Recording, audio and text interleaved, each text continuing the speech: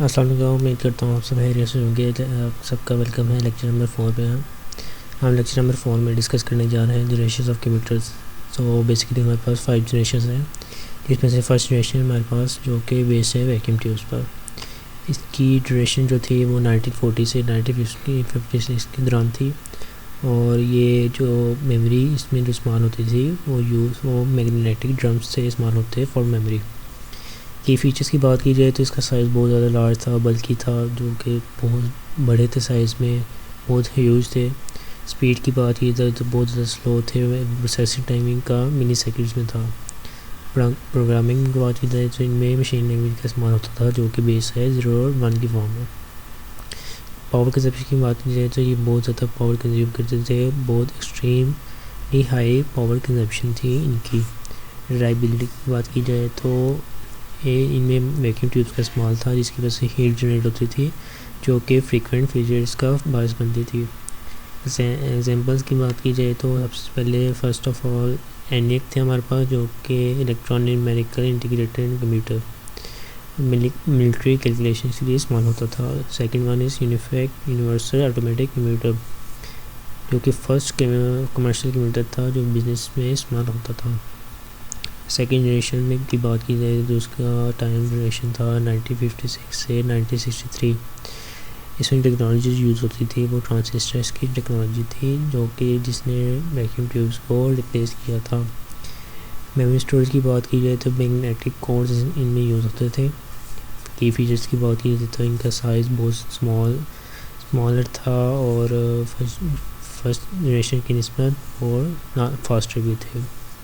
Speed میں یہ processing speed جو تھی ان کی مائکرو سیکنڈس میں تھی۔ پروگرامنگ ان میں اسمبلی لینگویج استعمال ہوتی تھی، جس نے ریپلیس کیا تھا مشین لینگویج کو، جو کہ پروگرامنگ کو تھوڑا سا اس نے آسان بنایا تھا۔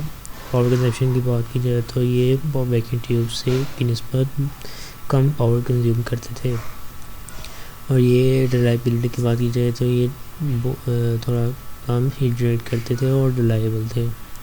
ایگزامپلس کی بات کی جائے تو ہمارے پاس IBM 709 فون آتا ہے، جو کہ سائنٹیفک کیلکولیشنس میں بہت زیادہ پاپولر تھا۔ سیکنڈ ون is CTC 1604، جو کہ ملٹری اور سائنٹیفک ایپلیکیشنس میں استعمال ہوتا تھا۔ سگنیفیکنس کی بات کی جائے تو یہ ملٹی پروگرامنگ میں یوز ہوتا تھا، اور اس کا استعمال بہت زیادہ تھا بزنس اپلیکیشنس میں۔ اینڈ جنریشن کی بات کی جائے تو اس کا ٹائم ڈیوریشن 1964 سے 1971 تھا، جو کہ انٹیگریٹڈ سرکٹس ICs پر بیس تھا۔ کہ ان میں فیچرز کی بات کی جائے تو سائز ان کا بہت زیادہ اسمال تھا ارلی جنریشنز کی نسبت، اور اسپیڈ کی بات کی تو بہت زیادہ فاسٹر تھے، اور جو کہ پروسیس کرتے تھے نینو سیکنڈس میں۔ پروگرامنگ کی بات کی تو ان میں ہائی لیول لینگویج استعمال ہوتا تھا، جیسے کہ فورٹران اینڈ گامول۔ کاسٹ کی بات کی جائے تو ان میں کاسٹ کم تھی، افورڈیبل تھے، اور جس کی وجہ سے ان کا یوز بھی کافی زیادہ تھا۔ ریلائبلٹی کی بات کی جائے تو ہائیلی ریلائبل تھے، اور ان میں بہت کم ہی مینٹیننس ریکوائرڈ تھی۔ ایگزامپلس کی بات کی جائے تو ہمارے پاس IBM 360 آتا ہے، جو کہ بزنس اور سائنٹیفک ریسرچ میں استعمال ہوتا تھا۔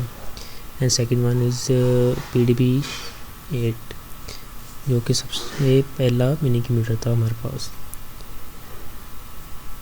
اس کی سگنیفیکنس کی بات کی جائے تو کمرشل انڈسٹری کی میٹنگ میں استعمال ہوتا تھا، جو کہ بہت زیادہ ہائیلی یوزیبل تھا، اور بہت زیادہ اس کا استعمال تھا۔ فورتھ جنریشن کی بات کی جائے تو یہ 1971 سے سٹارٹ ہوئی، اور ابھی تک اس کا استعمال ہو رہا ہے، جو کہ مائکرو پروسیسرز پر بیسڈ ہے، اور ان میں میموری اسٹوریج کے لیے سیمی کنڈکٹرز کا استعمال کیا جاتا ہے۔